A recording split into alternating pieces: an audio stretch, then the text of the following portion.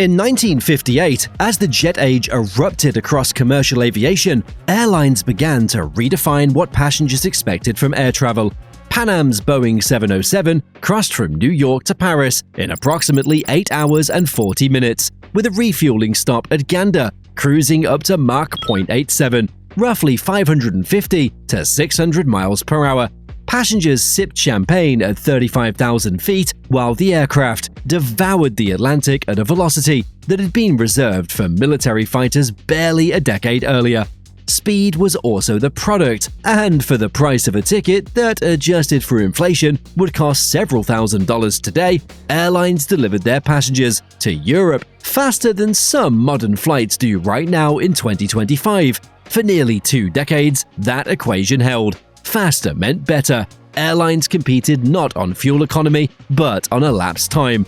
The Convair 990 pushed Mach 0.84 in cruise. Concorde shattered every assumption entirely at supersonic speeds. Speed was aviation's singular trajectory. Then, something strange happened. Commercial aviation quietly reversed course. Today's jets cruise at Mach 0.78 to 0.85. The Boeing 787 Dreamliner, the most advanced long-haul aircraft in widespread service, tops out at roughly 570 miles per hour in typical cruise. That's noticeably slower than the 707 managed over 60 years ago. Airlines have simultaneously added 30 to 60 minutes to their published schedules since the 1990s. A flight from New York to Houston that took 2 hours and 37 minutes in 1973 is now blocked at approximately 4 hours. But here's what makes no sense. Technology has improved in every measurable dimension. Materials are lighter, engines are more powerful, navigation is GPS precise. Every variable suggests flights should be faster. Yet the entire industry is deliberately flying slower. Not because it can't fly faster, because it is calculated down to the penny that speed is no longer worth paying for. So, how did the fastest form of mass transportation decide that slowing down was the smartest move it ever made? To understand why airlines abandoned speed, you need to understand what happened to the cost of fuel and why it fundamentally reordered every operational priority in commercial aviation. In the early jet age, fuel was almost irrelevant as a cost factor. Kerosene cost the equivalent of 10 to 20 cents per gallon. Crew salaries and aircraft capital costs dominated airline budgets. Flying faster meant squeezing more flights per day out of expensive airplanes and expensive pilots. Speed saved money. The 1973 oil crisis destroyed that calculus overnight. Fuel prices quadrupled. Suddenly, the largest variable cost for airlines wasn't crew or capital, it was kerosene. The physics were unforgiving. Aerodynamic drag increases with the square of velocity. Flying at Mach 0.9 instead of Mach 0.82 doesn't consume 10% more fuel. It consumes disproportionately more fuel because the aircraft must push through exponentially greater air resistance. At transonic speeds approaching Mach 1, shock waves begin forming on the wing surfaces, creating wave drag that devours energy at a staggering rate. Aircraft that could fly fast couldn't fly cheaply. Aircraft that could fly cheaply couldn't fly fast. The trade-off seemed manageable when kerosene was nearly free. It became existential when jet fuel became very expensive. By 2024, the global airline industry's collective fuel bill was estimated at $291 billion, according to IATA. Every knot of cruise speed translates directly into dollars burned. And the math doesn't favor speed. The industry didn't abandon speed reluctantly. It sprinted towards slowness. The operational mechanism that governs how fast every commercial aircraft flies has a specific name. It's called the cost index. Every modern airliner's flight management system calculates optimal cruise speed using a ratio: time-related costs divided by fuel costs. The result is a number ranging from 0 to 999 on a Boeing 757, 0 to 99 or to 999 on an Airbus aircraft, depending on the supplier of the system. A cost index of 0 commands the aircraft to fly at maximum range speed, burning the absolute minimum fuel regardless of how long the flight takes. A cost index of 999 commands maximum speed, arriving as quickly as possible, regardless of fuel consumption. In the 1960s, when fuel was cheap and crew time was expensive, the implicit cost index was high. Speed paid for itself because it reduced the more expensive variable. Today, the equation has inverted. Fuel is the dominant cost. Time is relatively cheap. Airlines now operate most flights with low-cost indexes, instructing their aircraft to cruise well below maximum capability. In 2007, a study on the Boeing 737-800 demonstrated that reducing the cost index 12 resulted in multi-million-dollar savings, while having little impact on the schedules. You see, the aircraft aren't slower because they're less capable.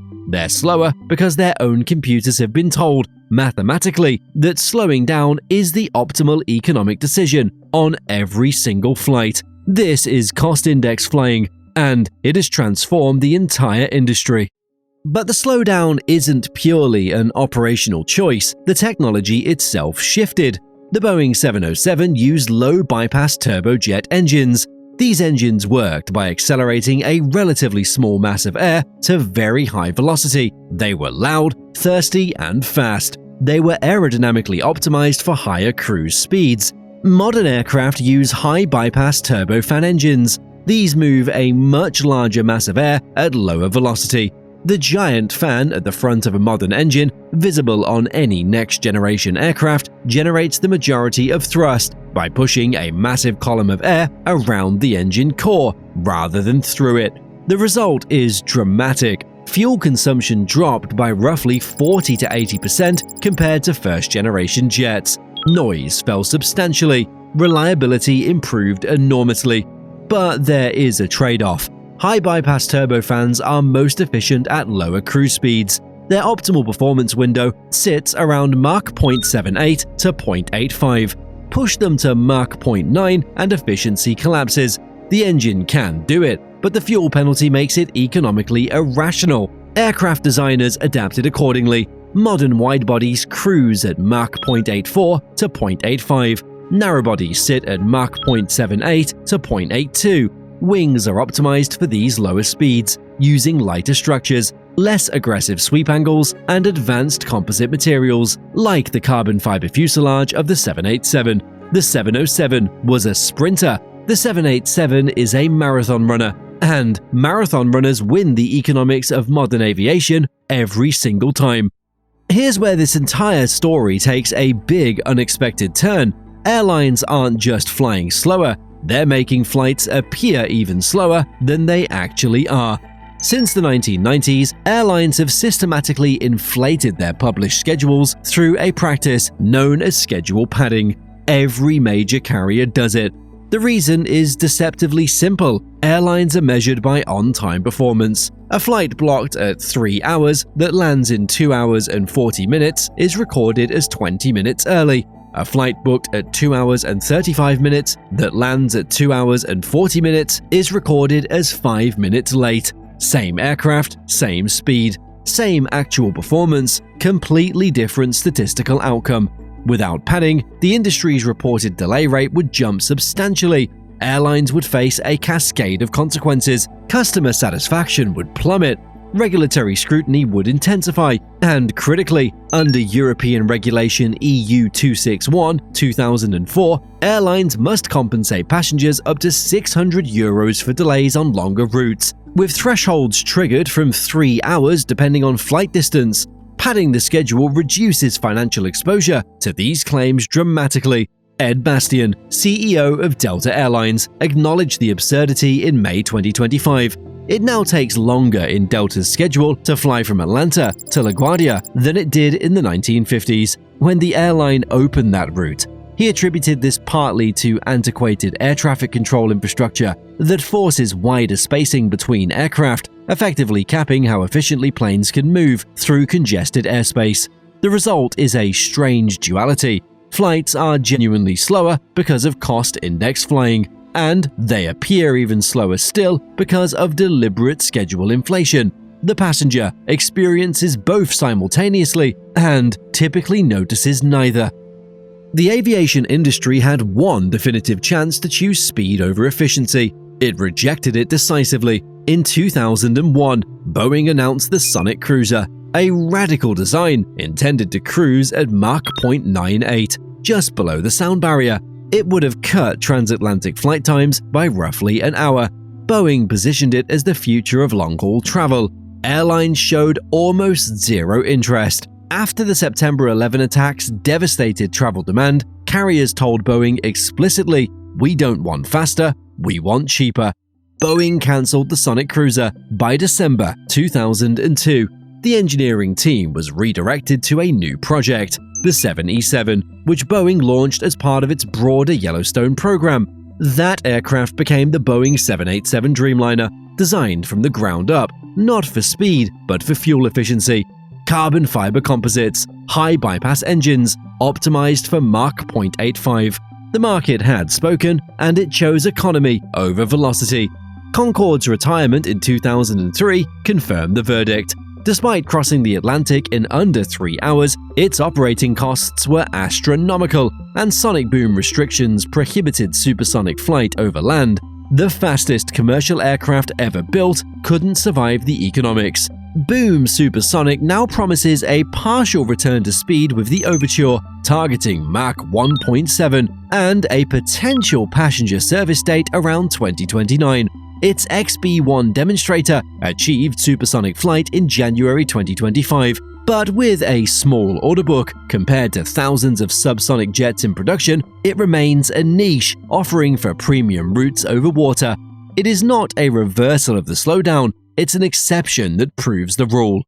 The deliberate deceleration has consequences that airlines prefer not to discuss. Slower flights mean longer duty periods for crews. The European Cockpit Association reports that 3 out of 4 pilots have experienced microsleeps during flight, a phenomenon linked to extended duty times. The Southwest Airlines Pilots Association recorded a 330% increase in pilot fatigue calls in March 2022 alone, driven by scheduling practices that stretch crews to their maximum allowable duty periods. There's also a sustainability paradox. Airlines frequently market slower speeds as an environmental initiative, and there is genuine merit to the claim. A 5% reduction in cruise speed can cut carbon emissions by approximately 11%. Aviation contributes around 2.5% of global carbon emissions, so slower flights represent a meaningful, immediately deployable reduction strategy. But consumer advocacy groups like BEUC in Europe have accused airlines of greenwashing, arguing that the primary motivation is cost reduction, not climate action, and the slowdown may intensify further. Sustainable aviation fuel currently costs 3 to 5 times more than conventional kerosene. As airlines transition toward SAF to meet net zero 2050 targets, the economic pressure to fly even slower to conserve every drop of expensive fuel will only grow. Emerging research on contrail avoidance suggests airlines may soon need to deviate from optimal flight paths entirely, adding further time to already extended schedules. The future of aviation, paradoxically, may be even slower than today. The aviation industry has always sold speed as its fundamental product. Faster than ships, faster than trains, faster than driving. Airlines are now proposing something different, that efficiency can be more valuable than velocity, that arriving 45 minutes later while saving millions in fuel and reducing carbon emissions represents not a compromise but an optimization. Passengers rarely notice. The difference between Mach 0.85 and Mach 0.90 on a 5-hour transatlantic crossing amounts to roughly 20 to 25 minutes, padded into the schedule, invisible in the experience, undetectable against the background noise of taxi delays, holding patterns, and gate availability. Every major manufacturer has followed the signal. The Boeing 737 MAX is optimized for Mach 0.79. The Airbus A350 cruises efficiently at Mach 0.85. Neither aircraft even attempts to match the speeds their predecessors achieved routinely. The cost index governs every flight, schedule padding governs the perception, high bypass engines govern the physics, and the market governs everything else. In 1958, Pan Am 707 screamed across the Atlantic at up to Mach 0.87 because speed was the only metric that mattered. Fuel was cheap, time was expensive, passengers paid a fortune to arrive sooner. 7 decades later, the industry has executed a complete inversion. Fuel is expensive, time is cheap, and passengers pay less to arrive later, whether they realize it or not. The 707 was built to outrun its competitors. The 787 was built to outlast them. One conquered distance through velocity. The other conquers costs through patience. When a modern Dreamliner cruises at Mach 0.85 across the same Atlantic, it burns roughly half the fuel per passenger, produces a fraction of the noise, and arrives perhaps 30 minutes later than a 707 would have managed at maximum cruise in 1962. The passengers notice nothing. The airline notices millions in savings. The atmosphere notices measurably less carbon. 12 knots of cruise speed shaved quietly from every flight. 30 to 60 minutes of padding added silently to every schedule. A cost index entered into every flight management system before every departure, calibrating the precise speed at which economics and physics intersect. The entire industry slowed down in plain sight, not through a single dramatic announcement, but through thousands of incremental decisions, each one invisible, each one rational, each one compounding into a transformation that reversed 6 decades of aviation's defining trajectory. The question isn't whether airlines can fly faster than they do today. They obviously can. It's whether the rest of the world has even noticed they stopped trying. Hey, before you go, the YouTube algorithm thinks you're going to like this video next, so why not check it out?